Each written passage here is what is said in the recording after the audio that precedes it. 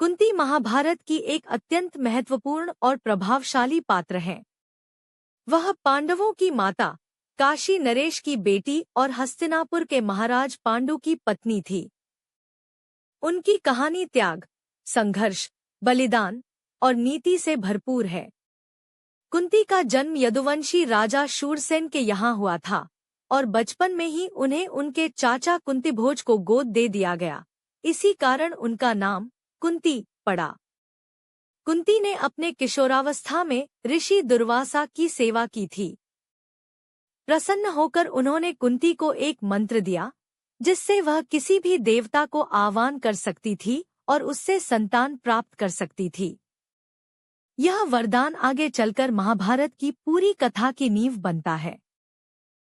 कुंती ने जिज्ञासावश ऋषि दुर्वासा का दिया मंत्र प्रयोग करके सूर्य देव को बुला लिया।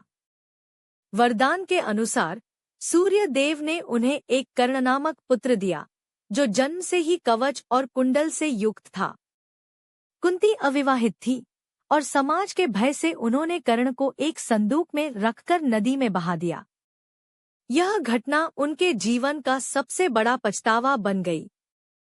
बाद में कुंती का विवाह हस्तिनापुर के राजा पांडु से हुआ। पांडु की दूसरी पत्नी थी माद्री। पांडु ने एक बार एक ऋषि को हिरण रूप में मार दिया था, जो वास्तव में एक ऋषि अपने पत्नी के साथ था।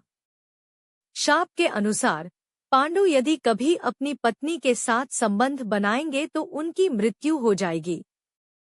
इससे पांडु दुखी हो गए और उन्होंने वनवास ले लिया। पांडु की संतान नहीं हो सकती थी, इसलिए कुंती ने दुर्वासा ऋषि का दिया मंत्र पांडु को बताया। पांडु की आज्ञा से कुंती ने 3 देवताओं का आह्वान किया और संतान प्राप्त की। धर्मराज युधिष्ठिर धर्मदेव से, भीमसेन पवन देव से, अर्जुन इंद्र देव से। बाद में कुंती ने यह मंत्र माद्री को भी सौंपा, जिससे माद्री को नकुल और सहदेव नामक 2 पुत्र हुए, जिनका जन्म अश्विनी कुमारों से हुआ। एक दिन पांडु कामवश माद्री के समीप गए और शाप के कारण उनकी मृत्यु हो गई। माद्री भी सती हो गई। कुंती ने 5 बच्चों की देखभाल का भार अपने ऊपर ले लिया। कुंती 5 पांडवों को लेकर हस्तिनापुर लौटीं। वहां उन्होंने धृतराष्ट्र, गांधारी और भीष्म के संरक्षण में जीवन आरंभ किया।